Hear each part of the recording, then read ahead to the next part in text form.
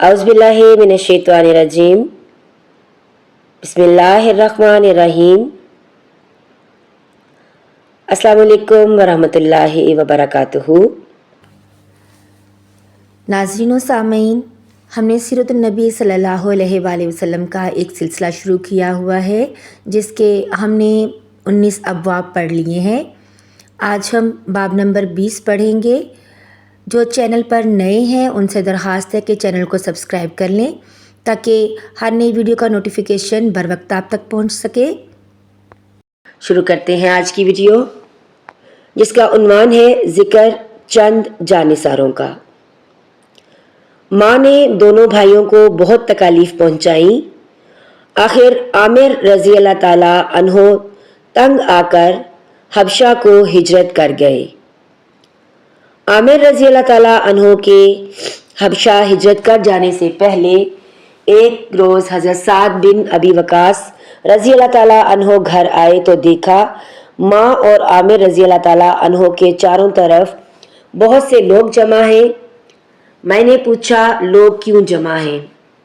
तो लोगों ने बताया, ये देखो तुम्हारी माँ ने तुम्हारे भाई को पकड़ रखा है और अल्लाह से अहद कर रही है कि जब तक आमिर बेदीनी नहीं छोड़ेगा उस वक्त तक ये ना तो खजूर के साए में बैठेगी और ना खाना खाएगी और ना पानी पिएगी। हज़रत साद बिन अबी वकास रज़ी अल्लाह ताला अन्हो ने ये सुनकर कहा, अल्लाह की कसम माँ, तुम उस वक्त तक खजूर के साए में ना बैठो और उस वक्त तक कुछ ना खाओ ना कुछ पियो जब तक कि तुम जहन्नुम का ईंधन न बन जाओ। गरज उन्होंने माँ की कोई परवाह ना की और वो दीन पर डटे रहे। इसी तरह हज़रत अबू बकर सदीक रज़ी अल्लाह ताला अन्हो की कोशिशों से हज़रत तलहा तैमी रज़ी अल्लाह ताला अन्हो भी इस्लाम ले आए। हज़रत अबू बकर सदीक रज़ी अल्लाह ताला अन्हो उन्हें हजूर नबी करीम सल्लल्लाहु अलैहि वसल्लम की खिदमत में लाए और ये आपके हाथ पर मुसलमान हुए। उसके बाद हज़रत अबू बकर सिद्दीक रज़ी अल्लाह ताला अन्हो और हज़रत तलहा रज़ी अल्लाह ताला अन्हो ने अपने इस्लाम लाने का खुलकर ऐलान कर दिया। उनका ऐलान सुनकर नौफल इब्ने इद्विया ने उन्हें पकड़ लिया। उस शख्स को कुरैश का शेर कहा जाता था। उसने दोनों को एक ही रस्सी से बांध दिया। उसकी इस हरकत पर उनके कबीले बनु तमैयम ने भी उन्हें न बचाया। अब चूंकि नौफल ने दोनों को एक ही रस्सी से बांधा था और दोनों के जिस्म आपस में बिल्कुल मिले हुए थे, इसलिए उन्हें करेनैन कहा जाने लगा, यानी मिले हुए। नौफल बिन इद्विया के जुल्म की वजह से नबी करीम सल्लल्लाहु अलैहि वसल्लम फरमाया करते थे, ए अल्लाह, इब्ने इद्विया के शर से हमें बचा। हज़रत तलहा रज़ी अल्लाह ताला अन्हो अपने इस्लाम कबूल कर लेने का सबब इस तरह बयान करते हैं कि मैं एक मर्तबा बसरा के बाजार में गया। मैंने वहाँ एक राहिब को देखा। वो अपनी खानकाह में खड़ा था और लोगों से कह रहा था, इस मर्तबा हज से आने वालों से पूछो क्या उनमें कोई हरम का बाशिंदा भी है। तो मैंने आगे बढ़कर कहा, मैं हूँ हरम का रहने वाला। मेरा ये जुमला सुनकर उसने कहा, क्या अहमद का ज़हूर हो गया है? तो मैंने पूछा, अहमद कौन?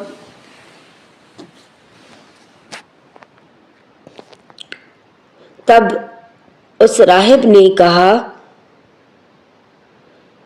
अहमद बिन अब्दुल्ला बिन अब्दुल मुत्तलिब।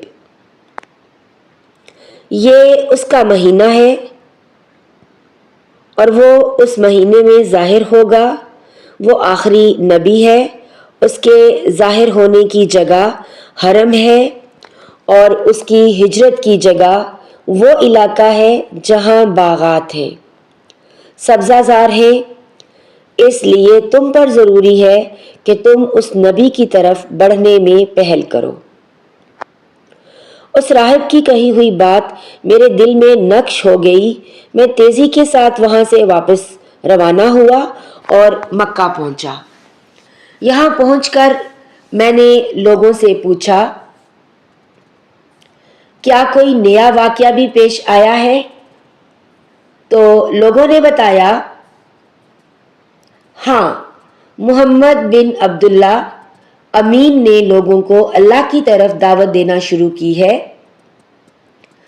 ابو بکر نے ان کی پیروی قبول کر لی ہے۔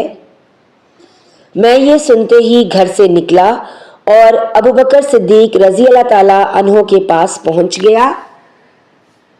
میں نے انہیں راہب کی ساری بات سنا دی۔ ساری بات سن کر حضرت ابو بکر صدیق رضی اللہ تعالی عنہ حضور نبی کریم صلی اللہ علیہ وآلہ وسلم کی خدمت میں گئے اور آپ کو یہ پورا واقعہ سنایا۔ آپ سن کر بہت خوش ہوئے۔ اسی وقت میں بھی مسلمان ہو گیا۔ یہ حضرت طلحہ رضی اللہ تعالی عنہ عشرہ مبشرہ میں سے ہیں، یعنی جن صحابہ کرام رضی اللہ تعالی عنہم کو نبی کریم صلی اللہ علیہ وآلہ وسلم نے دنیا ہی میں جنت کی بشارت دی ہے، یہ ان میں سے ایک ہیں۔ اسی طرح حضرت ابو بکر صدیق رضی اللہ تعالی عنہ کی کوششوں سے جن صحابہ کرام رضی اللہ تعالی عنہم نے کلمہ پڑھا، ان میں سے 5 عشرہ مبشرہ میں شامل ہیں، اور وہ یہ ہیں: حضرت زبیر رضی اللہ تعالیٰ عنہ، حضرت عثمان رضی اللہ تعالیٰ عنہ، حضرت طلحہ رضی اللہ تعالیٰ عنہ، حضرت عبد الرحمن رضی اللہ تعالیٰ عنہم۔ بعض نے ان میں چھٹے صحابی کا بھی اضافہ کیا ہے، اور وہ یہ ہیں: حضرت ابو عبیدہ بن جراح رضی اللہ تعالیٰ عنہ۔ ناظرین، ان حضرات نے حضرت ابو بکر صدیق رضی اللہ تعالیٰ عنہ، حضرت عثمان رضی اللہ تعالیٰ عنہ، حضرت عبد الرحمن اور حضرت طلحہ رضی اللہ تعالیٰ عنہم کپڑے کے تاجر تھے۔ حضرت زبیر رضی اللہ تعالیٰ عنہ جانور ذبح کرتے تھے، اور حضرت سعد رضی اللہ تعالیٰ عنہ تیر بنانے کا کام کرتے تھے۔ ان کے بعد حضرت عبداللہ بن مسعود رضی اللہ تعالیٰ عنہ ایمان لائے۔ وہ اپنے اسلام لانے کا واقعہ کچھ یوں بیان کرتے ہیں: میں ایک دن عقبہ بن ابی معیط کے خاندان کی بکریاں چرا رہا تھا، تو اسی وقت رسول اللہ صلی اللہ علیہ وآلہ وسلم وہاں آ گئے۔ حضرت ابو بکر صدیق رضی اللہ تعالیٰ عنہ بھی آپ صلی اللہ علیہ وآلہ وسلم کے ساتھ تھے۔ آپ صلی اللہ علیہ وآلہ وسلم نے پوچھا، کیا تمہارے پاس دودھ ہے؟ تو میں نے عرض کیا، جی ہاں، لیکن میں تو امین ہوں، یعنی یہ دودھ تو امانت ہے۔ تو آپ صلی اللہ علیہ وآلہ وسلم نے فرمایا، کیا تمہارے پاس کوئی ایسی بکری بھی ہے جس نے ابھی کوئی بچہ نہ دیا ہو؟ تو میں نے کہا، جی ہاں، ایک ایسی بکری ہے۔ میں اس بکری کو آپ صلی اللہ علیہ وآلہ وسلم کے قریب لے آیا۔ اس کے ابھی تھن پوری طرح نہیں نکلے تھے۔ آپ صلی اللہ علیہ وآلہ وسلم نے اس کے تھنوں کی جگہ پر ہاتھ پھیرا تو اسی وقت اس بکری کے تھن دودھ سے بھر گئے۔ یہی واقعہ دوسری روایت میں کچھ یوں بیان ہوا ہے کہ اس بکری کے تھن سوکھ چکے تھے اور آپ صلی اللہ علیہ وآلہ وسلم نے ان پر ہاتھ پھیرا تو وہ دودھ سے بھر گئے۔ حضرت عبداللہ بن مسعود رضی اللہ تعالیٰ عنہ یہ دیکھ کر حیران رہ گئے۔ وہ آپ صلی اللہ علیہ وآلہ وسلم کو ایک صاف پتھر تک لے آئے۔ وہاں بیٹھ کر آپ صلی اللہ علیہ وآلہ وسلم نے بکری کا دودھ دوہا۔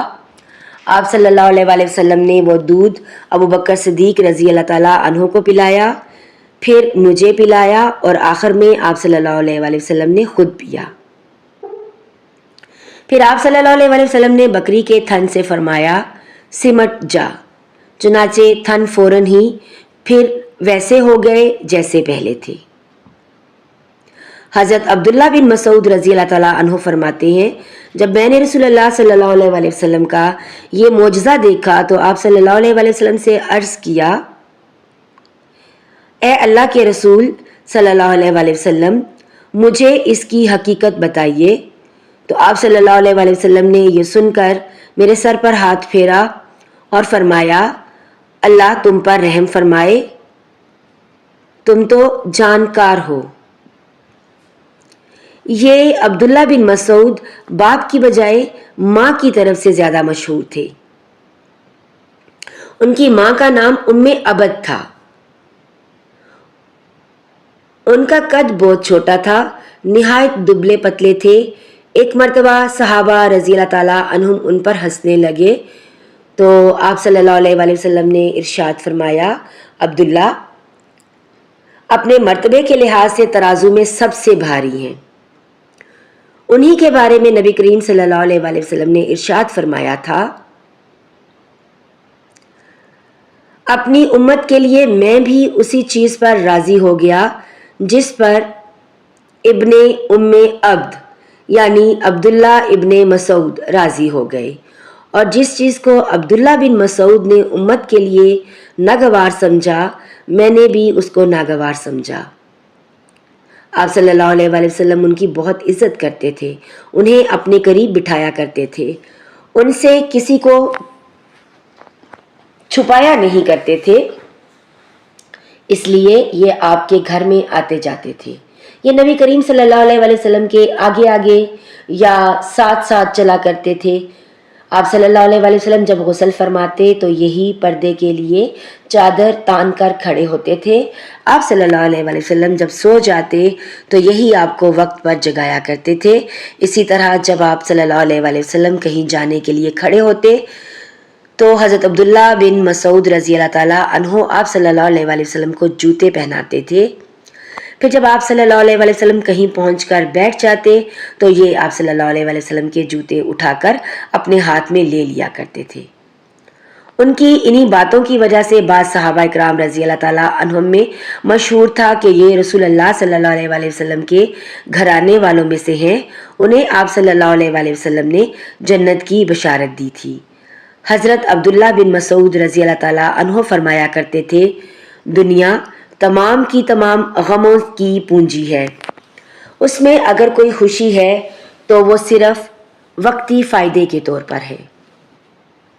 حضرت عبداللہ بن مسعود رضی اللہ تعالیٰ عنہ کے بعد حضرت ابو ذر غفاری رضی اللہ تعالیٰ عنہ ایمان لائے۔ ناظرین آج کی ویڈیو بس یہیں تک۔ سیرت النبی صلی اللہ علیہ وآلہ وسلم کی یہ ویڈیو اگر اچھی لگے تو اسے اپنے دوستوں اور رشتہ داروں میں شیئر کرنا مت بھولیے گا۔ جو ناظرین چینل پر نئے ہیں وہ چینل کو ضرور سبسکرائب کر لیں تاکہ سیرت النبی کی ہر نئی ویڈیو آپ تک بر وقت پہنچ سکے۔ ناظرین ویڈیو دیکھنے کا شکریہ، ملتے ہیں ایک نئی ویڈیو میں، تب تک اپنا بہت سا خیال رکھیے گا اور دعاؤں میں یاد رکھیے گا۔ اللہ حافظ۔